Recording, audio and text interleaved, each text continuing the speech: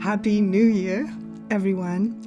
And Happy New Year to my East Coast friends that are here for the first time, some of you, because you never can come to the evening one. So I'm so happy that some of you are here. I haven't seen in such a long time. So welcome to a full moon meditation for the first day of the new year. And a lot of times when I am doing emails as at the beginning of the year, I put in the header the first day, the second day, the third day. Like I like counting it off for a while until like around 12 days I stop. But I like the idea of beginning again, right? That do-over, that start of the starting consciously in a conscious way. So one of the things that happens for the solstice is we put our word down that we got. Some of you that were here for the solstice, winter solstice, we would put our word down consciously before we would take on the new word. And so in the same way, we're putting the whole year down so that we can bring our full presence to the beginning of this one. And so when we're doing two things at once, you know, the eagle that chases two rabbits catches none, right? When we're sort of living in the past and living in the future, and, you know, we end up kind of just spinning. And part of the noise that's out there and the opportunity right now is to be these real lighthouses on the planet at a time when the world is having crisis on many, many levels. And of course, crisis, you know, is change, right? And the opportunity that's within this time is a healing crisis, right? It's an opportunity of real healing, not topical, not superficial, actual healing. And how much of the time in your own work in your life, of all you meditators that are here, you know that it's those crises that bring you to your knees that you learn the most from the fastest. There's not a quicker way, right? And so we're as a world at that place where we're kind of coming to our knees, not on our knees yet, but we're starting, you know, that process of that healing crisis where we, you know, how I always teach this in all my classes, you can't skip steps spiritually. So as much as we would like to, and as much as we would try to get ahead of it, you still have to always go back to that darn next step anyhow, right? And here we are in our country with all its issues and its Pluto return and all the things we talk about with that, and I've been talking about for months and months actually, is a reboot. I mean, this is a death rebirth kind of moment in America. And so we can help. We can be the midwives that hold the space for the birth, for the rebirth of this country. And really the whole world is doing it all with us. So, you know, we're a big country. We have a lot of influence, and just as we go, so we go, you know. And so it really, really matters. And I got inspired to do this meditation. I felt to be really still at the end of the year after I did the solstice. I felt to just really go in more than usual. And for some reason yesterday, I thought, I'm going to do a meditation on the day, on the first day. So we can step with our right foot forward, right? We can step in that pure consciousness of presence, beginner's mind, to begin again with whatever we know, you know? And that's what I was saying last year a lot. No matter what you know, no matter what you've heard, no matter what you think about what you know and what you've heard, like erase the board, clean slate, start new. That's the opportunity right now, is we can really help by holding clear space in ourselves to know even what that feels like, what that looks like, what that acts like, right? It goes outer, from the inner to the outer, from the spiritual, from the energetic to the physical manifestation. And there's so much consciousness on this planet right now. So it can seem like there's not, but there is. And so when you remember that, you're not alone. There's so many groups that are meditating today. There are so many people that are meditating. There's so much light on the planet that's holding for this change that we're going through. And it does seem intense. I happened to be listening to a show today about one of my favorite movies and teaching movies of all time that I tell every man that I work with to watch, and every woman too, but every man needs to watch this movie more than once. And I've watched it, 20 times in my life over the years. And it was this whole analysis of this movie, and the movie was Groundhog's Day. And without getting in all to the details of that, it's about a man that learns, that doesn't want to learn, that is in his ego, big time. And he has this arc because he loves, because he's in love. And how long it takes him to learn, and how he has to repeat this day over and over and over again until he gets it. Right? Like, how profound is that? That's what life is. That's what these lifetimes are. We pick up right where we left off. And so every day he wakes up at 6 a.m. or whatever time it is. And again, the day begins. And again, the day begins. And we try to skip those steps, but we can't. We have to take those next steps. And so what I wrote down after I listened to that was, you have to stand in the fire and burn your ego down.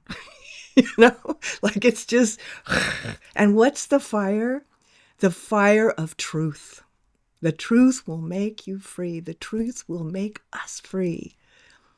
To stand in the fire of truth and burn the ego down. Now, that's very dramatic, and it's a great lyric for a song and stuff. But, the ego is not evil or wrong. It just needs to be in service to the soul. And that's a completely different thing than when it's not. And we have lots and lots of examples of that out there right now, where the ego is not in service to the soul. It's in service to itself, right? So whenever we're helping, whenever we're of service, whenever we're holding for the highest good, the ego is on a sit stay, using its energy, which has got, so much energy, in service to something bigger than itself. So I love that concept and that movie, of course, which is amazing. And one more thing I want to say before we go into the meditation, I just wrote down a couple of thoughts. And I just did a meditation, and it's up on SoundCloud, and I can't remember why or what it was associated to, but it was a recent one. And I wanted to share the image that came with it. I think is so beautiful. So this was the image I used for it. And this is Mary Magdalene, and a really obscure, to me anyway, and I went to Catholic school, I never have seen this image before of her. It's at the Vatican, and it's called Mary Magdalene, Undoer of Knots. And what she's doing there is she's untying and untying and untying. And you're supposed to pray to this, the saint of Mary Magdalene, untier of knots, undoer of knots, to give your problems to, right? And to let the divine, right? That's what it is. And in this case, uniquely, the divine feminine, right? Help the divine masculine, the divine feminine to assist, to line up with that energy, to recognize we can only do what we can do. We can only do what's around us. What our power is where we're standing. So we can't, unless we're in Israel, help Israel or Palestine or Ukraine or China or America, except for the place that we're standing. Unless we're a politician or unless we're a businessman that, if we were Bezos or something like that, we have a lot of power there, a lot of influence. But our influence is not too small. The influence that we actually have, whatever we actually have, whether it be just our circle of friends and family or greater groups in our work and in our world, it so matters that light where you stand, that you've kept that clear, like I was talking about with the crystal, taking the mud off the crystal, to let your light shine where you're standing.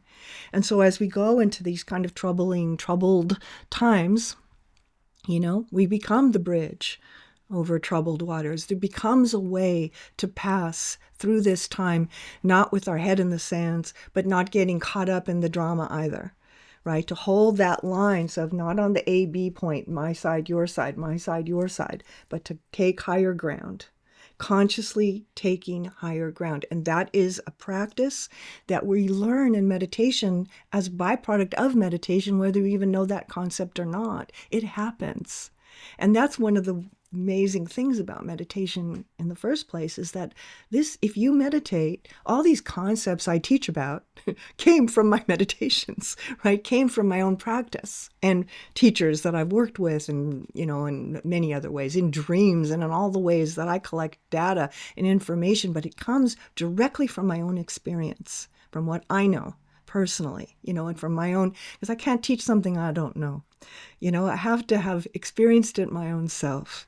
And so when you meditate, you start to learn on these different levels of learning, instead of just on this downline, my side, your side, my ego, your ego, right? We start going up, and we can go up and up and up and up and up and up and up and up and up, where we can start to really cast a light when we're standing in line at Target or at Trader Joe's or walking in our neighborhoods.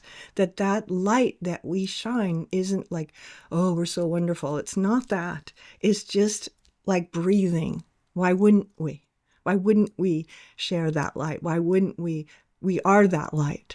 And when we let our light shine, that's that Marianne Williamson quote, as I let my own light shine, I allow others to shine theirs. It's some paraphrasing, that in that I can, you can, right? In that we can. And just think that's a pretty big light with all of us here, right? And that's just us. So there's so much light out there right now.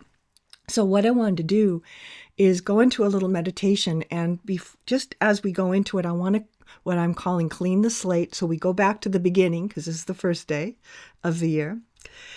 And I want to use the Buddhist prayer of forgiveness as our clean slate. So I'll say it to you, and you listen, and I'll go slow so you can sort of say it almost with me, even if you've never heard it before. It has a rhythm to it. So it goes, if I have harmed anyone in any way, either knowingly or unknowingly, through my own confusions, I ask their forgiveness. If anyone has harmed me in any way, either knowingly or unknowingly, through their own confusions, I forgive them.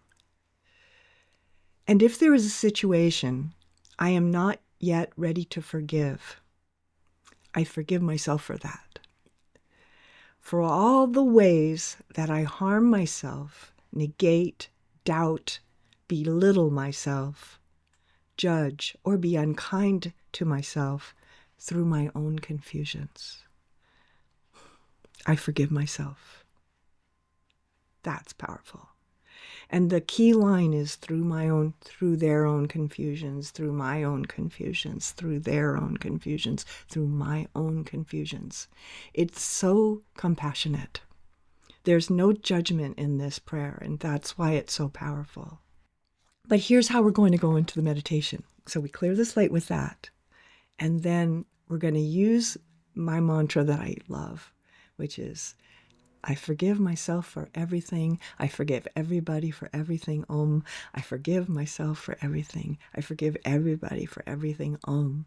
And that's how we're going to move in now into the silence. So not into the silence, but into the meditation. So when you're ready to, just start to get yourself ready.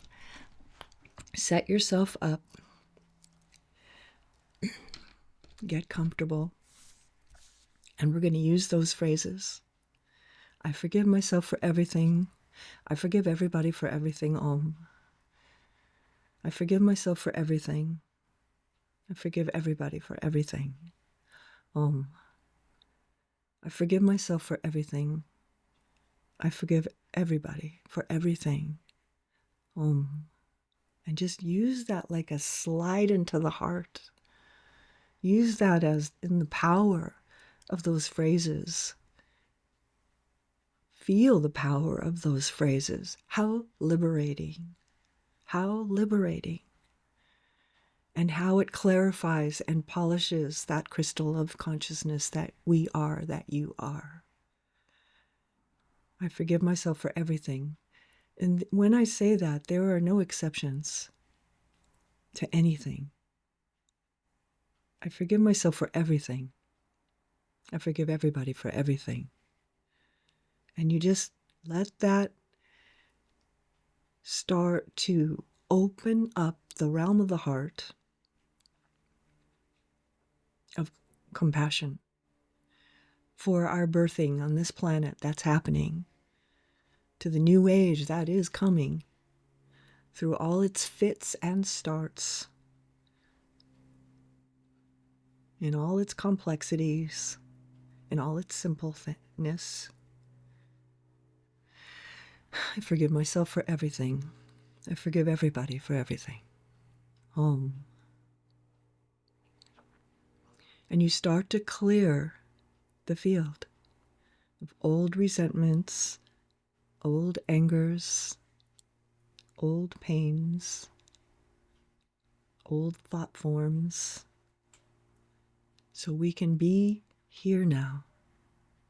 So we can be here now, in this moment, on this first day, as we step into this new year.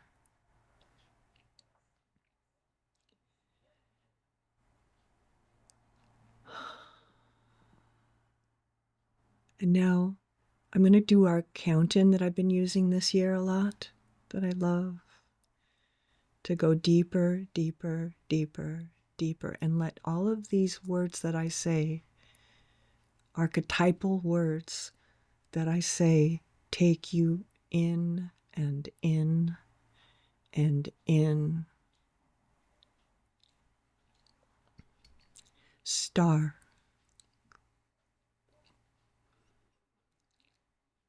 sky,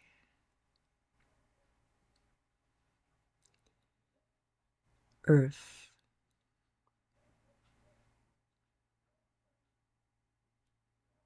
ocean,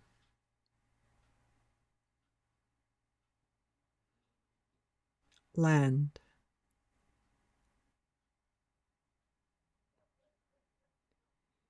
mountain,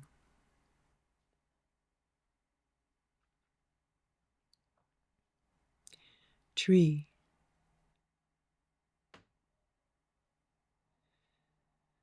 place,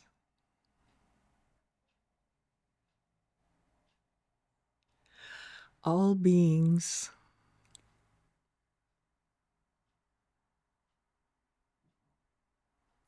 self,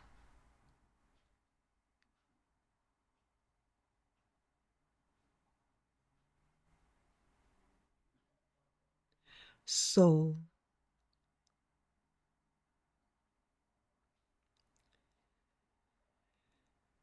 home.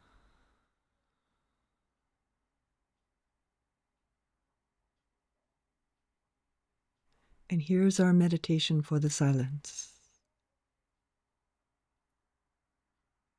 I hold for the highest good.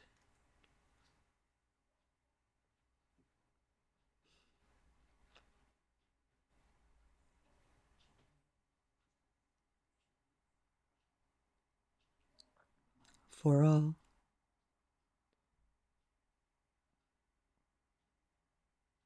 I hold for the highest good. For all.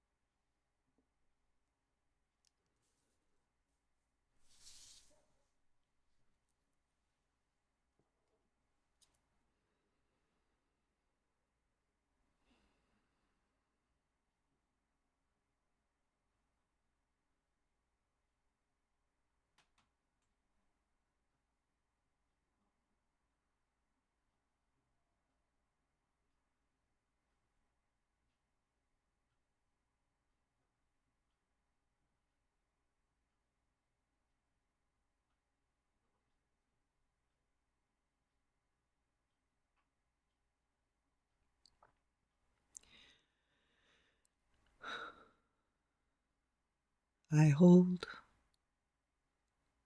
for the highest good for all.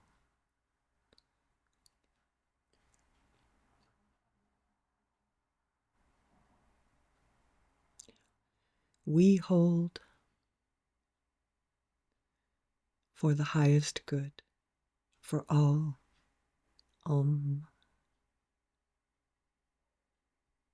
Letting that light form, thought form, project through the ajna center out into the world like a balm, like a blessing, moving at the speed of light.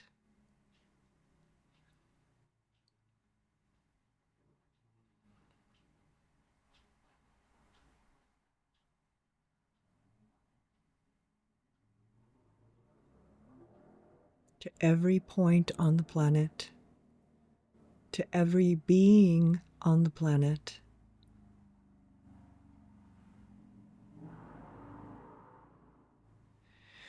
All blessings to all beings.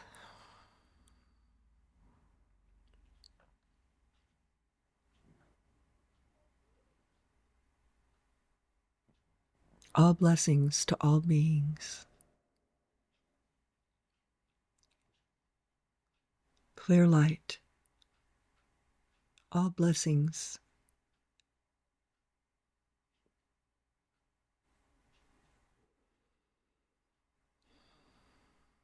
Good.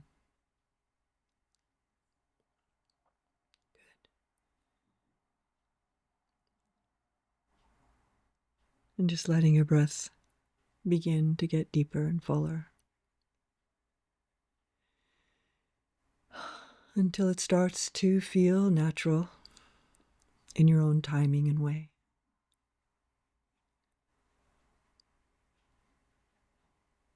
To eventually transition out of this meditation when you're ready to.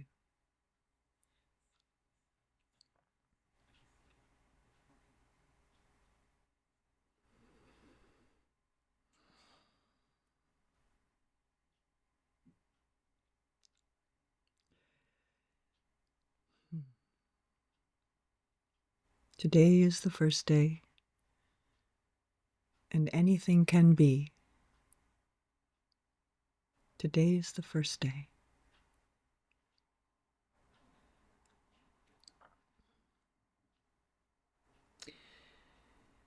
Yeah, and just going back to the song, the lyric I wrote down was, "Stand up, all you lovers in the world." Right? Stand up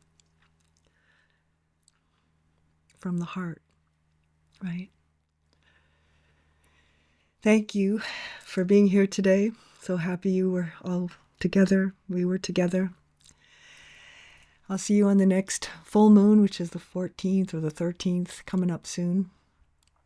And I hope you have a really beautiful, conscious, fulfilling year. I'll see you next time.